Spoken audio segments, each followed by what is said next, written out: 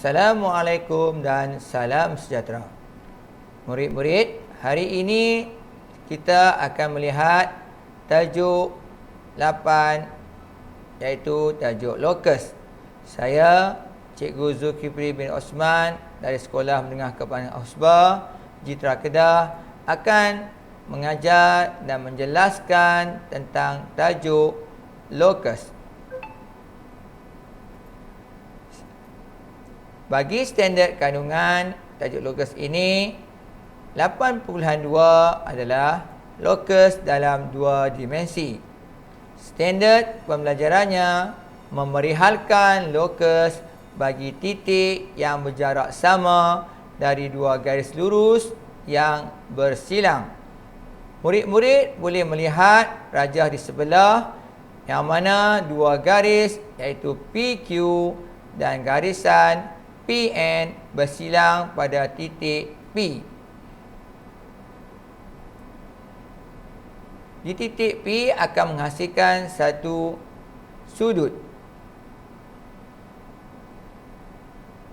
Baik, kita akan lihat soalan yang pertama.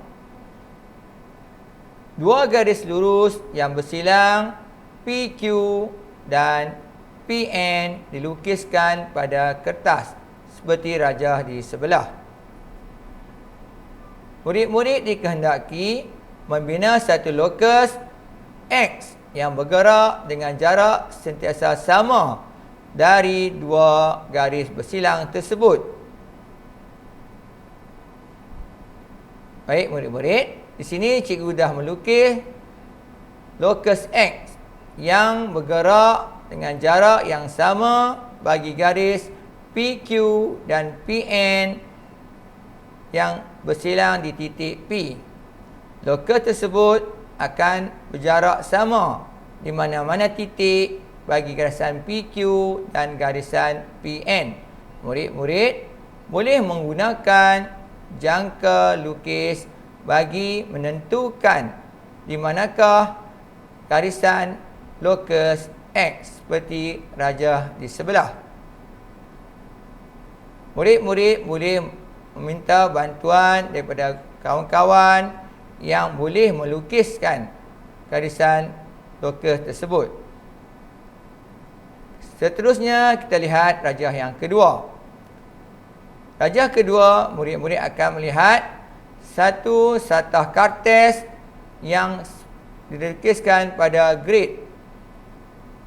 Tandakan paksi X dan paksi Y seperti rajah di sebelah. Tentukan lokus bagi titik yang berjarak sama dari 2 garis lurus yang bersilang. Paksi X dan paksi Y dilukiskan pada kertas grid seperti rajah 1 di sebelah.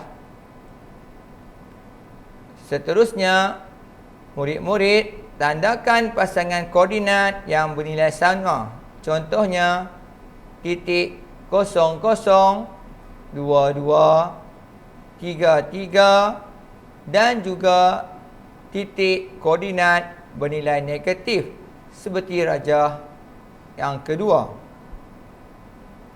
Langkah seterusnya, murid-murid dikehendaki menyambung di mana titik-titik yang dilukis pada kertas grid seperti rajah di sebelah. Sambungkan titik-titik tersebut dengan satu garisan lurus seperti rajah yang ketiga. Langkah seterusnya, ukurlah sudut A, sudut B, sudut C dan sudut D dengan menggunakan protektor dan tentukan sudutnya adalah sama nilai. Kesimpulannya, lokus bagi titik yang berjarak sama dari 2 garis lurus yang bersilang ialah pembahagi 2 sama sudut bagi garis-garis tersebut. Sekian saja murid-murid. Terima kasih. Jumpa lagi.